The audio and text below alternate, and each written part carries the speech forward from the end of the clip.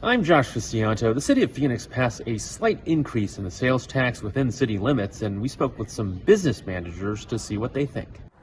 It's hats and more at this shop on Roosevelt Row in downtown Phoenix. On July 1st, all this merchandise will cost a little bit more thanks to a sales tax hike in the city. It's one of the things that out-of-towners always complain about, the sales tax. They'll be like, oh my God, how much is the tax? The current sales tax rate in Phoenix is 2.3%. City council members on Tuesday pushed that up to 2.8%. It puts Phoenix at the top end of rates across Valley cities. Chandler sits at 1.5%, while Buckeye is 3%. Normally, I'm not in favor of things like tax increases, but in this case, there's just no question you've got to be able to do it. Sales tax in Phoenix only applies to things like retail purchases and restaurants, not haircuts, gas, or groceries. For things that apply, for example, you'll pay an extra 50 cents on a $100 purchase with the increase. 0.5%. I mean, I'm not buying super expensive things, so the actual volume of money to me at a restaurant or whatever is not super huge. So why the increase? City officials say changes in the state's own tax laws,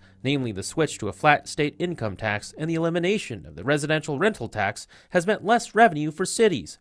The city claims they'd likely face a $39 million deficit next fiscal year, meaning no new funding for city services like fire response. Some didn't buy it during the city council meeting on Tuesday. Stop taking money on the backs of firefighters to push your narrative in an attempt to recoup your budget shortfalls. In the end, the council voted 8-1, with Jim Waring the only no vote. Reporting in Phoenix, Josh Cristianto, Arizona Tonight.